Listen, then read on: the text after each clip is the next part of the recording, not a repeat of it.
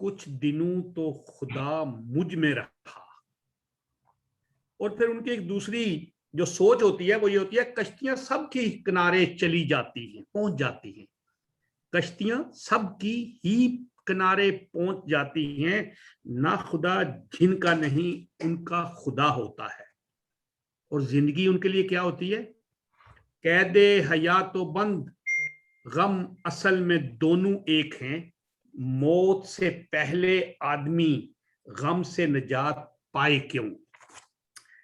तो मोहतरम नाज़रीन सामीन, पाकिस्तान का हालात ये हैं कि एक वजीर जो वफाकी है वो कहते हैं कि महंगाई होगी तो हम तरक्की करेंगे, और लोगों के पास बड़ी बड़ी गाड़ियां हैं, मोबाइल फोन है, और बर्गर किंग और क्विक बर्गर, मैकडोनल्ड, पिज्जा हट खाने खाने जाते हैं, ढाबे चलते हैं, ये तरक्की हो रही है। और आपको एक और बात बताऊं, मोहतरम जनरल कमर जावेद बाजवा साहिब, इनका मैं 2016 में कहीं जाके इनकी हुई थी तकर्री पहली दफा, वहां से लेके आज तक तकरीबन 1700 फौजी अफसरान कैप्टन रैंक से लेके ब्रिगेडियर तक, जिनमें दो मेजर जनरल भी हैं, उनको जबरी रिटायर्ड कर दिया गया। और एक जनरल साहब अब इस्लामाबाद हाई कोर्ट में भी पहुंचे थे, अब वो रावलपिंडी हाई कोर्ट में चले गए हैं। और वजारत खजाना मुमलकत क़यादत पाकिस्तान ने 3 हवाई अड्डे, 3 बड़ी शाहराएं, मोटरवेज रहन रखने की इजाजत हो गया है। आज वो समरी में मेरा हो ही जाएगा। खसारा पूरा करने के लिए एयरपोर्ट्स गर्मी में जाएंगे और 18 अरब का कर्जा मिलेगा। जहांगीर तरीन साहब के ग्रुप की तो पांचों घी में और सिर सर कड़ाई में 570 अरब रुपए के उनको पैकेज मिले हैं, और फसलें बड़ी बम्पर हुई हैं, और 10 लाख टन गंदम जो है ये दरामद करने की भी इजाजत दे दी गई है। तो अब हम चलते हैं शौकत कश्मीरी साहब के पास। अस्सलाम वालेकुम जी। जी वालेकुम सलाम, क्या हाल है जी अल्हम्दुलिल्लाह। मैंने आपको ये 2-4 बातें सुनी थी, वो बात की है। अब देखें क्या होता है, गंदम भी आ जाएगी, जली भी जाएगी, वो हर चीज हो जाएगा। 570 अरब रुपये भी उनको दे दिए गए, 18 अरब का कर्जा भी मिल गया।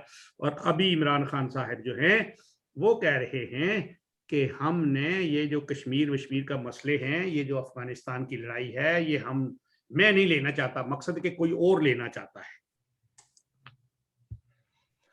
देखिए, एक बात जो है ना वो बड़ी सॉरी कि थोड़ा सा मैंने लेट, एक्चुअली कल के प्रोग्राम में मैंने देखा था कि मेरी फेसबुक ब्लॉक हुई हुई थी, तो तो वो ज़रा लाइव स्ट्रीमिंग में नहीं आ रही थी। तो कल तो खैर लाइव स्ट्रीमिंग नहीं हुई फेसबुक पे, तो आज मैंने थोड़ा सा उसको कोशिश किया तो बहाल हो गई।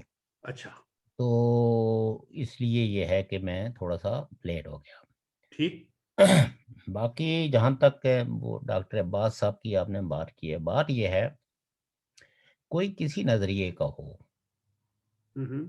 कोई किसी कबीले से हो, कोई किसी इलाके से हो, हाँ, फर्द को जिस चीज़ का हक नहीं है वो है दूसरे को अब्यूज़ करना, दूसरे के अकीदे को अब्यूज़ करना, दूसरे की शख्सियत को मसख़ करना। ये चीज़ें काबिले जुर्म हैं।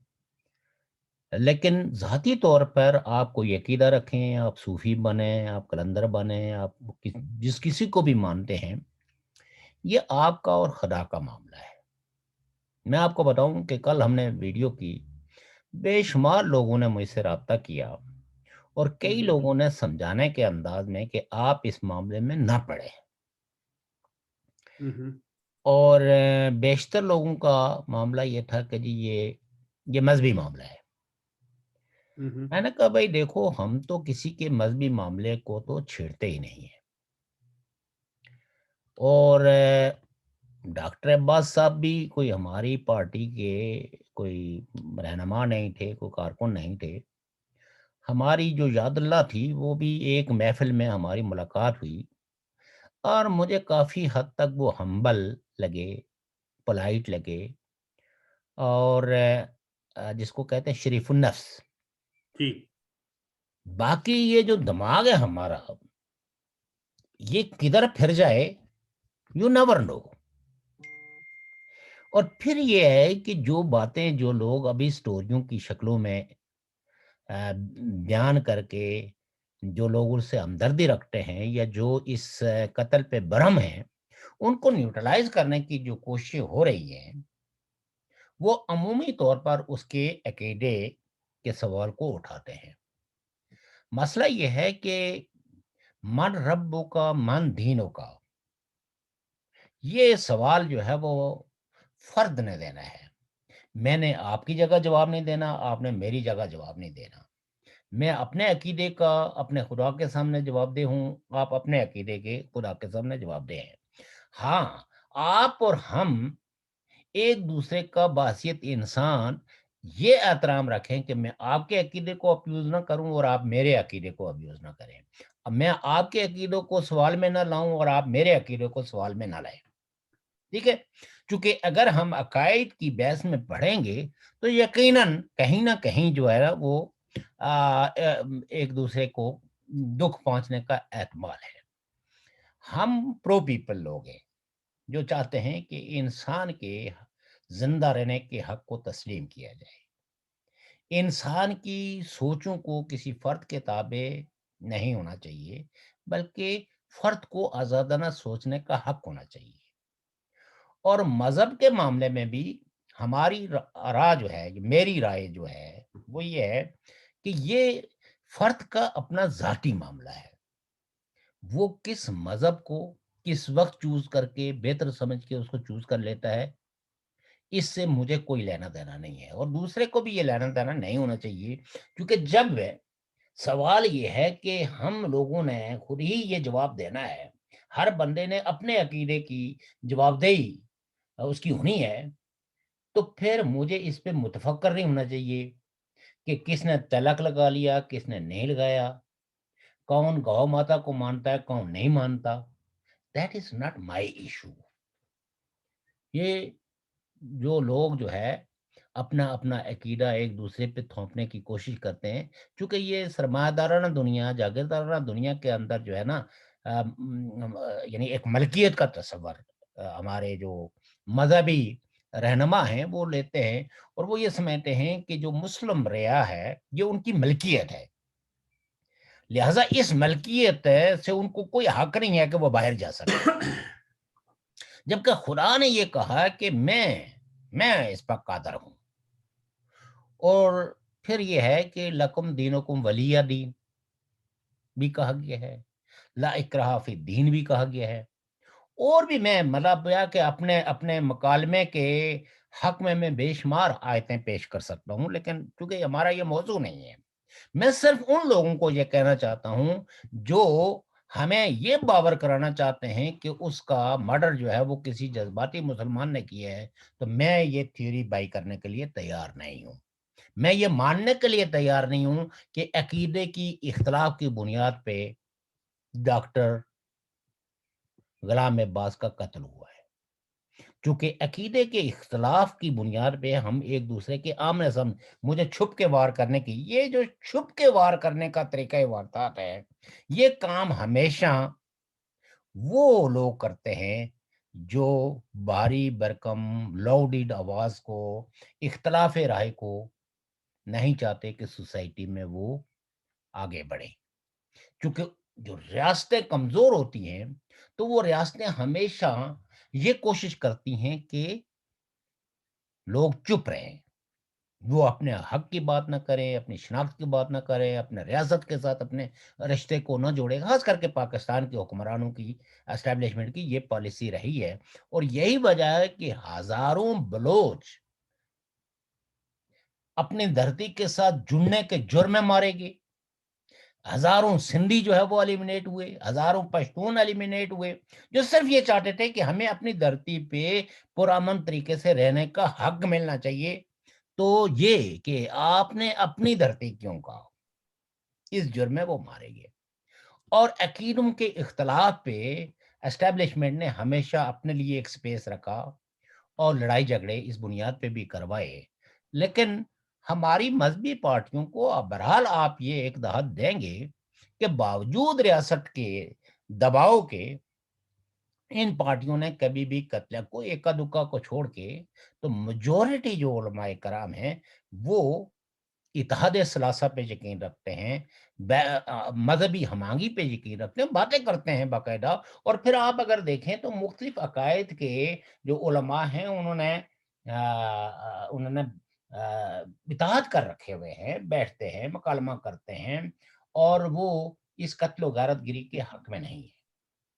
शायद कई लोग मुझसे ये इख्तलाफ करें, लेकिन चूँकि उनके पास है जो है वो जो जो गली मोहल्ले के अंदर जो रोज़ी-रोटी कमाने के चक्करों में जो लोग फतवे और गालिम-गलौज करते रहते हैं, उनके पास वो तजुर्बा है। मेरे पास वो तजुर्बा है जो बल्कि बड़े-बड़े जो पाकिस्तान के अंदर इत्तेहाद मार जब वजूद में आए, तो उन इत्तेहादों के जो बानियान थे, ख़ास करके जो मज़हबी रहनुमा थे, उन्होंने अपने अकीदे के तसल्लुत की तो बात की होगी, अपने अकीदे के मुताबिक कवानीन को रियासत के कवानीन को अपने अकीदे के मुताबिक ढालने की बात की होगी, लेकिन उन्होंने इंसानों के कत्ल की कोई तबलीग नहीं की है। डॉक्टर गुलाम अब्बास जो है, वो बुनियादी तौर पर वो लिबरेशन फ्रंट के साथ उनका ताल्लुक था। लेकिन काफ़ी अरसे से वो लिबरेशन फ्रंट के भी कोई एक्टिव कारकुन नहीं थे। उनका ताल्लुक सबके लिए एक जो जो ख़ास को करके रियासती तशख़्ख़ुस की बात करते थे, वो सबके लिए एक एहतराम का जज़्बा रखते थे। अलबत्ता वो महाराजा हरी सिंह जो हमारा आखिरी हुक्मरान था, इसके वो बहुत ज़्यादा मोतक़िद थे। ये उनका सियासी अक़ीदा जिसको कहते हैं। वो रियासत जम्मू कश्मीर के अंदर जो है, वो एक वहदत चाहते थे, तशख़्ख़ुस चाहते थे, और डोगरा ख़ानदान की जो रियासत की तश्कील में जो उनका रोल है, उसकी उसकी वो हमेशा तारीफ़ करते थे। अब इस बात से कोई इख्तलाफ रख सकता है, लेकिन ये कत्ल की वजह नहीं हो सकती। और जिस तरह रात को छुप के, रात के अंधेरे में उनको कत्ल किया गया है, तो ये काम किसी मज़हबी जुनूनी का नहीं है। मज़हबी जुनूनियों को हमने देखा है कि उन्होंने थानों के अंदर घुस के लोगों को मारा है, अदालतों के अंदर लोगों को कत्ल किया है। तो गुलाम अब्बास तो वहाँ जब से उनके वालिद साहब की जो है ना, वो जो जब जब डेथ हुई, तो वो उनके अपने वालिद के जनाज़े में शिरकत के लिए कनाडा से गए अपने बच्चों समेत, दोनों भाई। और साथ में जो है वो वहाँ जो उन्होंने जो कुछ लोगों ने जो फ़ीड करने की कोशिश की कि देखिए जी, जनाज़े के साथ उन्होंने कोई बैंड बाजा रखा। और उनका ये कहना था कि भई चूँकि ये मेरे वालिद जो है वो कलंदर थे, ये कोई रवायती मुसलमान नहीं थे, और कलंदरों की जिस तरह माज़ी में अब मैं उस बहस में नहीं पड़ता हूँ कि ये उन्होंने दुरुस्त अमल किया या गलत अमल किया। लेकिन बात ये है कि उनका मर्डर हुआ है। कातिल को पकड़ा जाना चाहिए और वजूहात सामने आनी चाहिए। हमारा सिंपल सा मुतालबा ये है। हम ना तो उनको कोई रियासत जम्मू कश्मीर का वारिस गिनते हैं, वो रियासत जम्मू कश्मीर के कंसर्न सिटीज़न थे, जो जिनसे आपका और मेरा सियासी अकीदा शायद मुख्तलिफ हुआ हो, या चीज़ों को देखने का जो नज़रिया है, वो भी मुख्तलिफ हो। लेकिन क्या चीज़ों को देखने के मुख्तलिफ नज़रिए की बुनियाद पे कत्ल को जायज़ करार दिया जा सकता है? नहीं।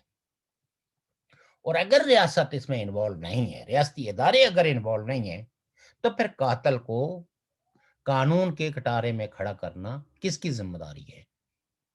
और मैंने सुना है कि मकामी इंतज़ामिया ने सियासी कारकुनों से, हमारी पार्टी के रहनुमा ने भी जो वो राजा आज़म साहब हैं, उन्होंने मुझे बताया है कि 72 घंटे का इंतज़ामिया ने वक़्त लिया है कि 72 घंटे के अंदर-अंदर हम अगर नाकाम हो गए कातिल को कानून के सामने पेश करने से, तो फिर आप लोग जो है वो इस पे एहतजाज करने में हक़ बाजानम होंगे। हमें 72 हॉवर्स दें। और उन्होंने बामी पार्टियों ने, या वो कुछ पार्टियों के रहनुमाओं ने उनको कहा ठीक है, हम 72 हॉवर्स तक जो है वो इंतज़ार करेंगे। आपको मौका देते हैं कि आप कातिल को पकड़ें। सज़ा कानून के मुताबिक उसको मिलनी चाहिए, प्रोसीडिंग्स होगी। अगर वो ऐसे ही किसी आदमी को नहीं आपने पकड़ा, सही जेन्युइन आदमी को पकड़ा, और वो कत्ल की वजह ज़रूर बताएगा। اور اس وجہ کو دیکھتے ہوئے قانون اپنا راستہ لے گا. ہم نہیں کہتے کہ قانون اس کو پھانسی دے گا، ہم نہیں کہتے کہ قانون اس کو معاف کر دے گا. یہ سب باتیں قبل از وقت کی ہے.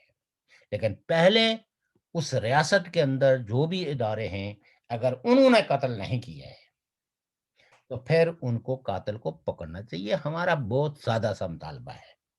اور اگر یہ نہ کیا گیا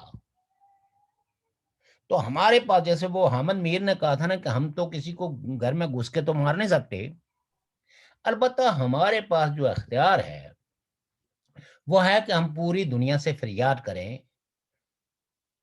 کہ ہمیں انصاف دلایا جائے.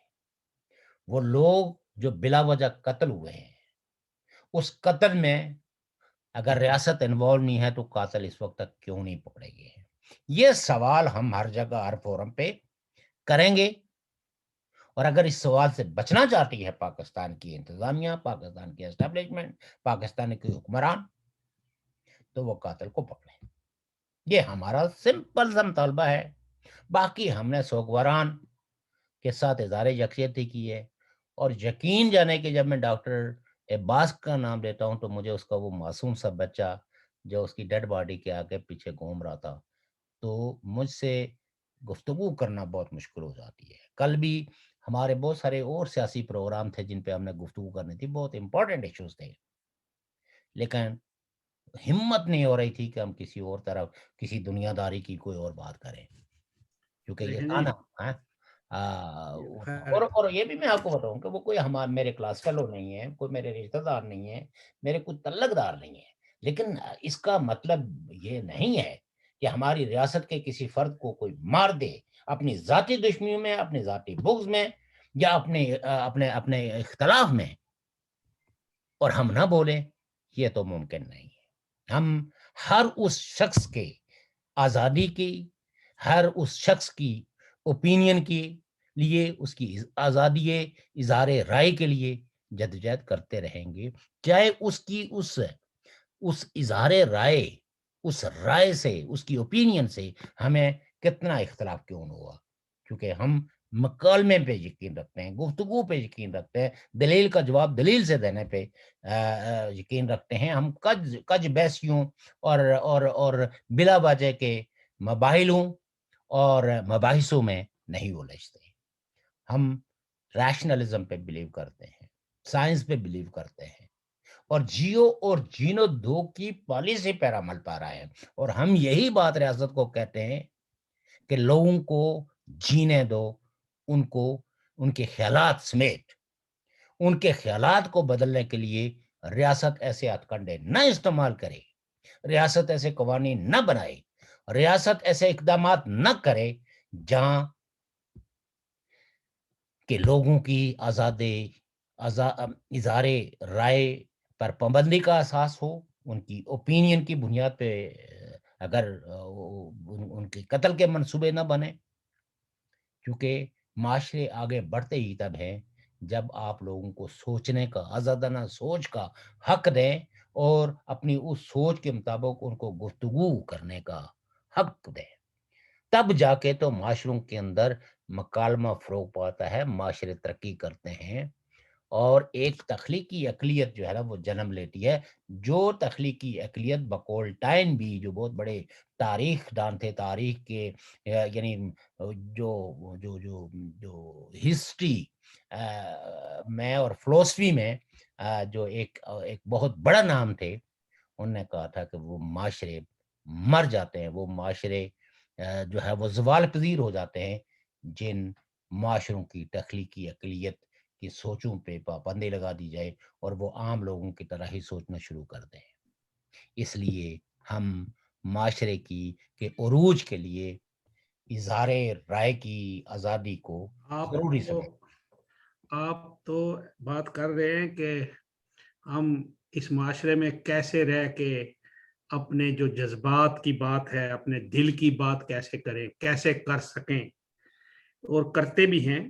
آخر دعا کریں تو کس مدعا کے ساتھ، حلیم صاحب، کیسے زمین کی بات کہے آسان سے ہم. حلیم صاحب جی مجھے جی معاف کریں گے، جی میں اپنے جذبات کی بات نہیں کر رہا ہوں کہ مجھے جی اپنے جذبات کے اظہار ہے، نہیں، جی میں یہ کہتا ہوں کہ جو میری سوچ ہے، جو میری رائے ہے، اس کا مجھے اظہار کرنے کا حق ملنا چاہیے، دوسرے کو یہ حق رہنا چاہیے کہ وہ میری رائے سے اختلاف کریں اور میرے مخالف کوئی اوپینین بنائیں، تاکہ جو لوگ سنیں دونوں آراء کو تو انہیں سچ تک پہنچنے میں مدد ملے۔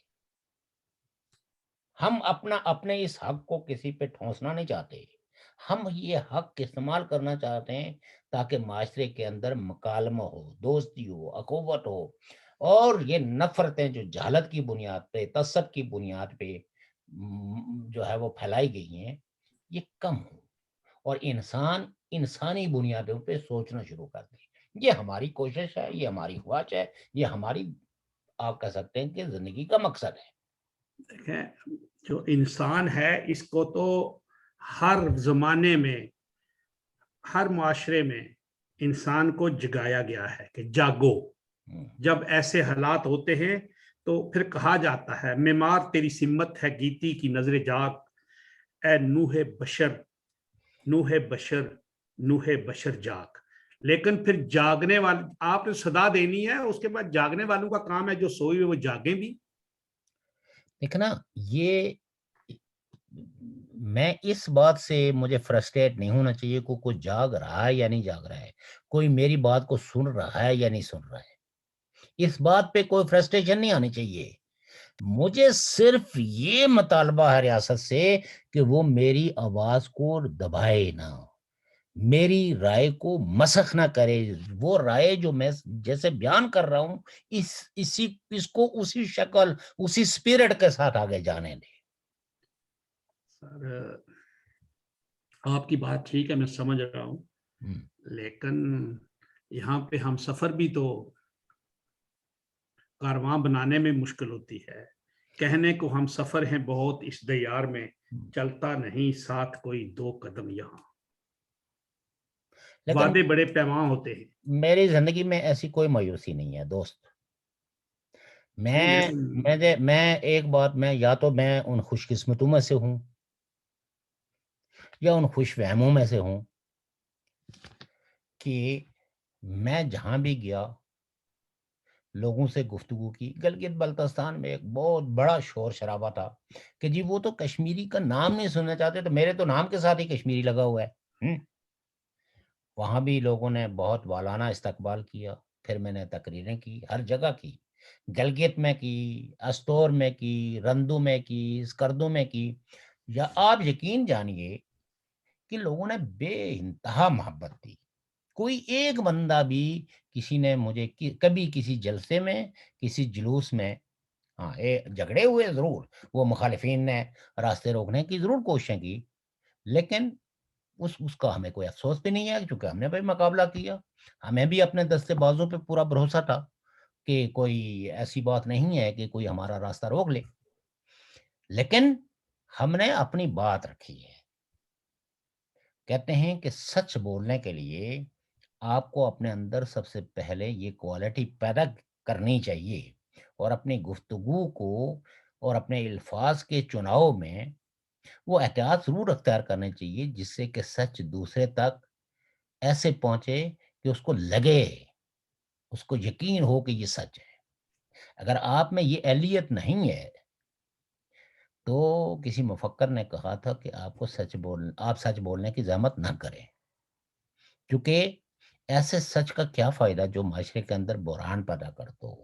سچ تو وہ ہے جو لوگوں کو حقیقتوں کی طرف کھینچ کے لائے، اور سچ کی یہی طاقت ہوتی ہے۔ اور بدقسمتی سے ہمارے حکمران جو ہے وہ ایسی ہی سچائی کے خلاف کھڑے ہونے، اسی سچ سے وہ خوفزدہ ہیں، یہی وجہ ہے کہ وہ لوگوں کی رائے پر پابندی لگاتے ہیں، جرنلسٹوں کو مارتے ہیں، ان کو گھروں میں گھس کر ان کی ہڈی پسلیاں توڑتے ہیں، ان کو گولیاں مارتے ہیں، ان کو ان کے اداروں سے نکلوا کے ان کے روح اور تن کے رشتے کو برقرار رکھنے میں ان کے لیے ایک تھریٹ کریٹ کرتے ہیں کہ اگر آپ نے ہمیں نہ مارا، ہمیں نہ مانا، ہماری بات کو نہ مانا، تو آپ کو بھوکوں مار دیں گے. لیکن کئی لوگ ہیں جو اس دشت کے مسافر ہیں جو بھوک سے خوفزدہ نہیں ہوتے، جو موت اگر آئے تو اس کے استقبال کے لیے بھی تیار ہوتے ہیں، موت سے خوفزدہ ہو کے حکمرانوں کے تلبے نہیں چاٹتے. اور ہم یہی کوشش کر رہے ہیں کہ انسان کسی کے بھی تلوے نہ چاٹے، بلکہ انسان کو عزت اور وقار کے ساتھ رہنے کا حق ملے اس سوسائٹی. لیکن یہ ایک بڑا مشکل کام ہے. لوگ اپنے آشیانے بچاتے ہیں، گلشن کا خیال نہیں رکھتے. لوگ اپنے آشیانے بچاتے ہیں. وہ کہتے ہیں نا، کسی شاعر کا ایک شعر تھا. ہم تو کوشش ہی یہی کر رہے ہیں کہ لوگوں کا آشیانے محفوظ ہوں. ان نہیں، وہ آشیانوں کو توڑنے والے وہ ہاتھ کاٹ دیے جائیں، یا ان ہاتھوں کو جو ہے نا روک دیا جائے، یا ان ہاتھوں میں ہتھکڑیاں ڈال دی جائیں جو لوگوں کے آشیانوں کو تباہ و برباد کرتے ہیں. سر لیکن ایک آشیانہ بچا کے اگر گلشن سارا اجڑ جائے نہ پھر بھی بڑا. یہ تو ہماری کوئی خواہش نہیں ہے نا گلشن کو. ہم تو گلشن کو ہی تو آباد کرنے کے لیے یہ وہی تو میں سب. کہہ رہا ہوں کہ کچھ لوگ صرف اپنا گھر بچاتے ہیں، کچھ لوگ دوسروں کے بارے میں سوچتے میں ہیں. کہتے ہیں کہ اگر وہ اپنا گھر بھی بچاتے ہیں نا، جس آدمی کو اپنے گھر کا کے بچاؤ کا احساس ہے تو شاید اس کو دوسرے کے گھر کا بھی احساس ہو نا. لیکن یہاں پہ الٹ معاملہ ہے. لیکن یہ غلط ہوگا کہ میں اپنا گھر بچانے کے لیے 20 گھروں کو جو ہے نا وہ بس تہس نہس کر دوں. بس یہی ہے نا، وہ کہتے ہیں نا کہ سب. وہ تو سیدھی سیدھی انسان دشمنی ہے نا اس وہی میں. کہتے ہیں نا، اسی لیے میں کہہ رہا ہوں کہ سب پوچھتے ہیں مجھ سے میرے آشیاں کا حال. میں سب سے پوچھتا ہوں کہ گلشن کا کیا ہوا. ہمیں دوسروں کا بھی خیال رکھنا ہے نا. اپنی ذات کے لیے تو ہر کوئی کر سکتا ہے. آپ نے اگر دوسروں کے لیے سوچا ہے یا سوچتے ہیں، دوسروں کے حقوق کے لیے لڑتے ہیں، تو یہ آپ کا ایک جذبہ ہے، ایک جہاد ہے. یہ بھی جہاد ہے. اور یہی جہاد جو ہے اس کے بارے میں زیادہ ہوگا کہ حقوق العباد کی بات ہے. اچھا چلو ہم چلتے ہیں آگے. ٹھیک ہے. پاکستان کی وزارت خزانہ جو ہے وہ 3-4 ہوائی اڈے اور 3-4 بڑی شاہراہیں تو وہ تو دے رہی ہیں گریبی میں کہ 18 کھرب روپیہ مل جائے گا. 18 کھرب قرضے مل جائیں گے. وہ دے کس کو رہے ہیں؟ ابھی یہ تو آئی ایم ایف کو ہوگا یا ورلڈ بینک کو، اور کس کو دینے ہوں گے. نہیں آئی ایم ایف تو مطلب گریبی سر وہ جو رین رکھیں گے تو کدھر رکھیں گے؟ رین تو چائنا کے پاس رکھیں گے نا جی. نہیں، یہ 18 کھرب کدھر سے ملے گا؟ نہیں دیکھیں نا، پراپرٹیز کو آلویز پلج چائنا کرتا ہے.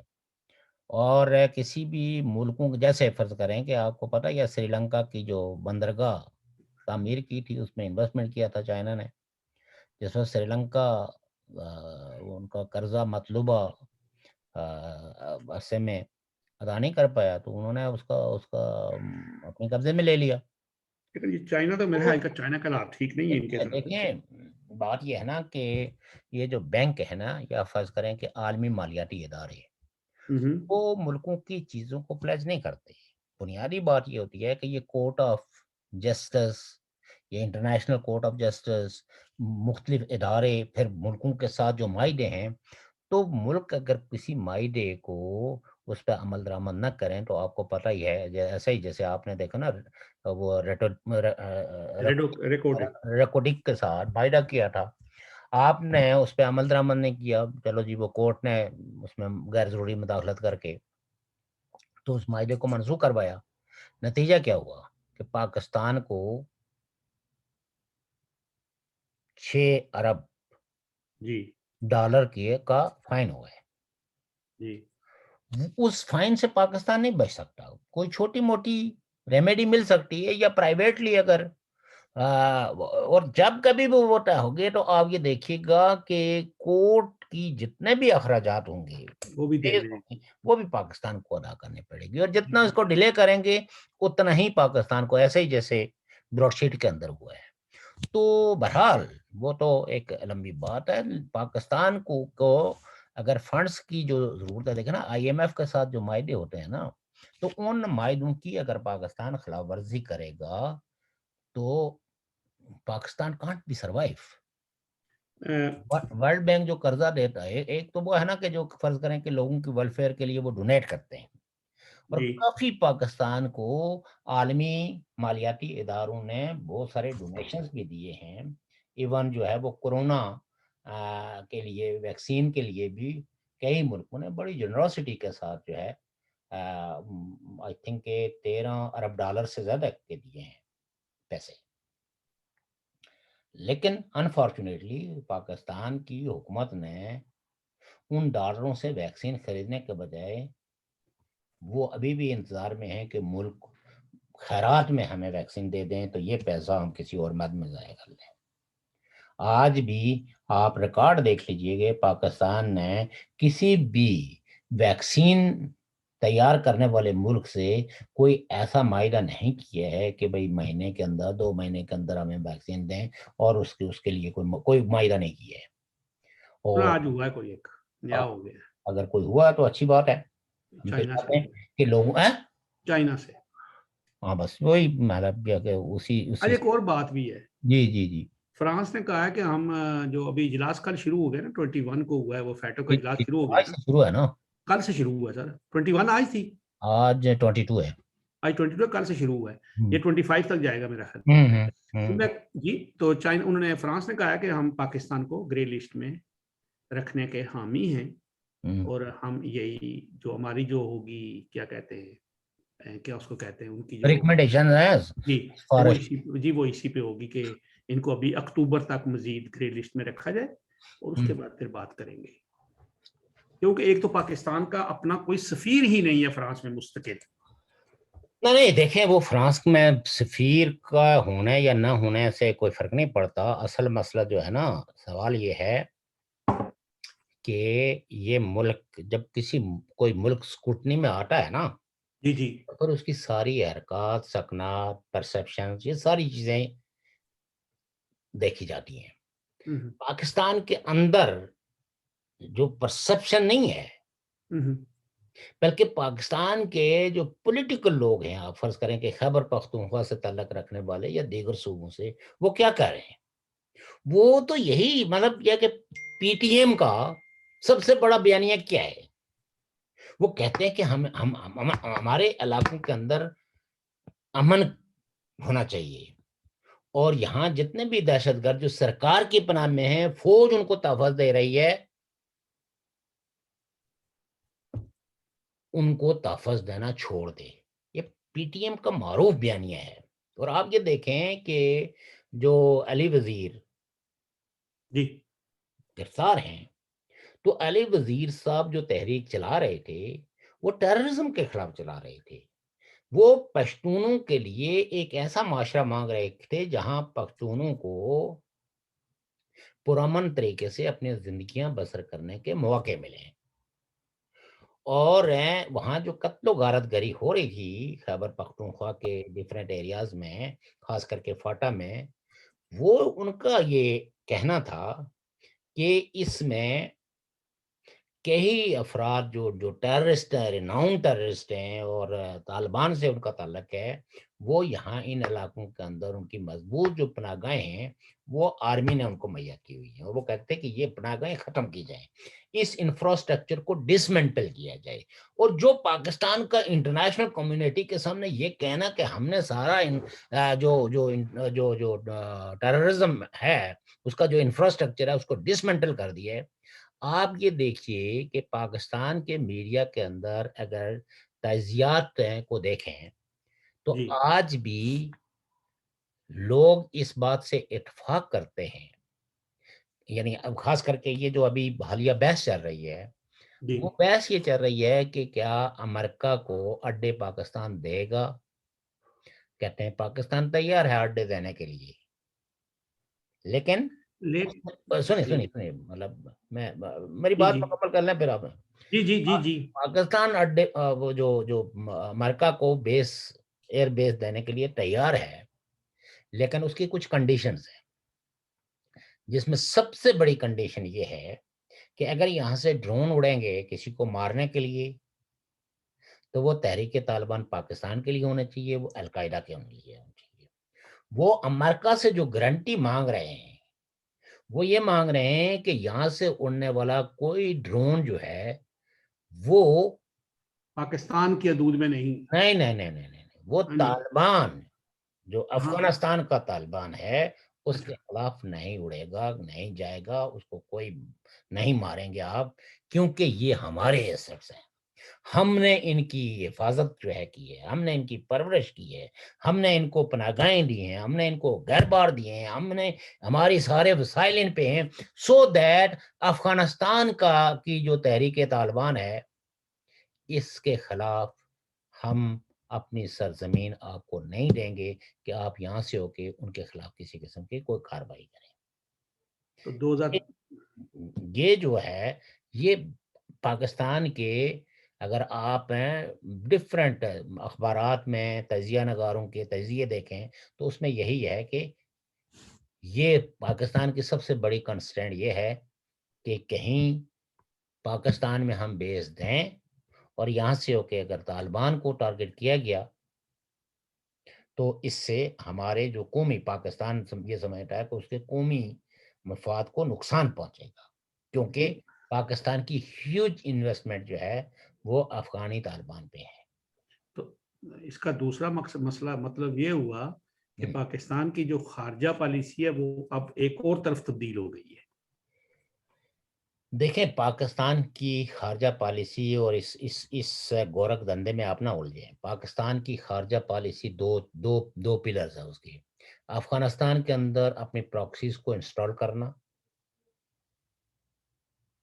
اور کشمیر کے اندر اپنی پراکسیز کو اسٹرینتھن کرنا، اور اگر اس عرصے کے اندر انڈیا سے ان کو کوئی بہتر ڈیل ہو گئی تو ان کو انہیں کک مارنے میں کشمیری سہولتکاروں کو کک مارنے میں پاکستان کو کوئی تکلیف نہیں ہوگی۔ افغانستان کی چونکہ جو جیو پولیٹیکل اہمیت ہے وہ بڑھ گئی ہے، وہ اس طرح بڑھ گئی ہے کہ اب چونکہ سنٹرل ایشیا کے ساتھ لنک کرنے میں جو واحد راستہ ہے وہ افغانستان کے ذریعے ہو کے جاتا ہے، دوسرا راستہ جو ہے وہ گلگت سے جاتا ہے، لیکن گلگت کی جو ایکسیسیبلٹی ہے ایک الٹرنیٹ ٹریڈ روٹ کے طور پر وہ تو یا پاکستان کو ہے تو یا چائنا کو ہے، باقی تو دنیا کو نہیں ہے، اور اتنا لمبا روٹ دنیا شاید پکڑنے کے لیے بھی تیار نہ ہو۔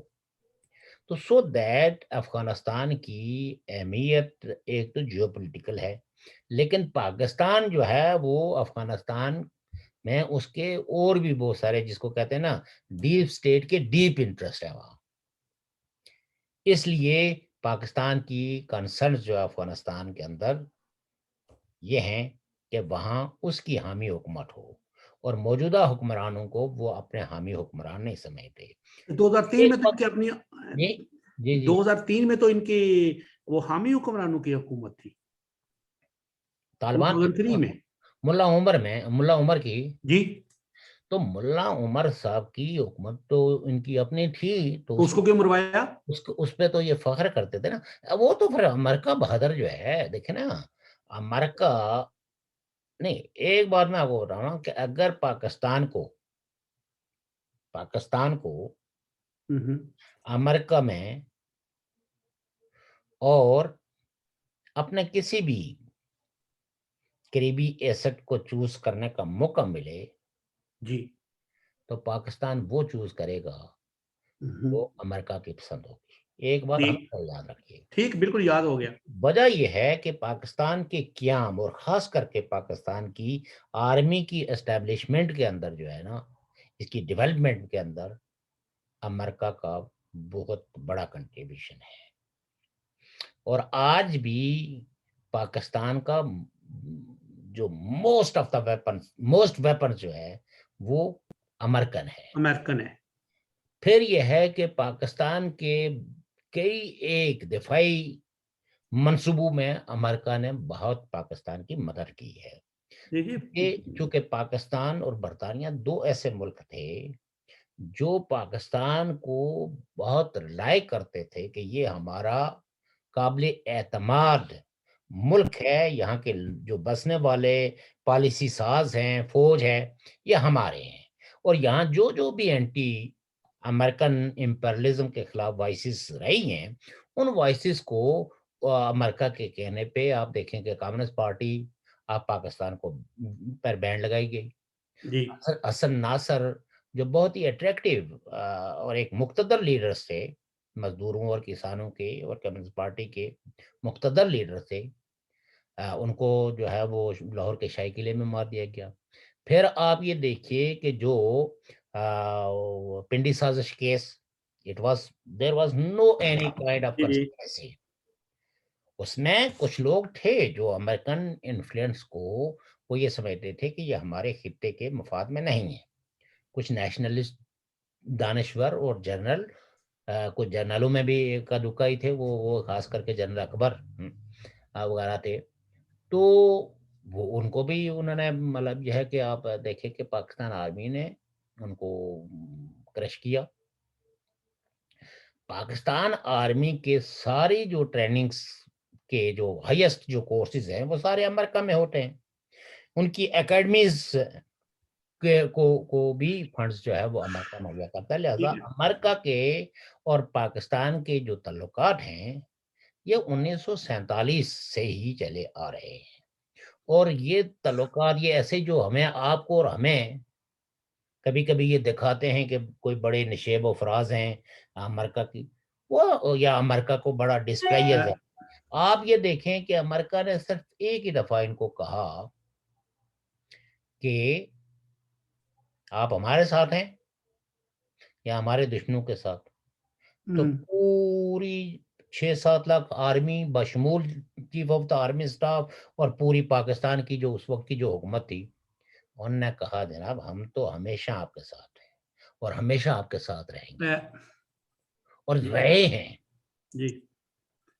اور بعض دفعہ کوئی چھوٹے موٹے جو واقعات ہوتے رہتے ہیں, کبھی کوئی ٹرک چوری ہو گیا تو وہ یہ اس طرح کی حرکتیں کرتے رہتے ہیں. لیکن یہ ہے کہ پاکستان میں امریکہ کے خلاف اگر کوئی سینٹیمنٹس ہیں تو وہ تھوڑے بہت مذہبی پارٹیوں کے درمیان ہیں, لیکن ان مذہبی پارٹیوں کا بھی ایک بیک گراؤنڈ دیکھیں انکلوڈنگ جماعت اسلامی, تو یہ سب امریکن چندے.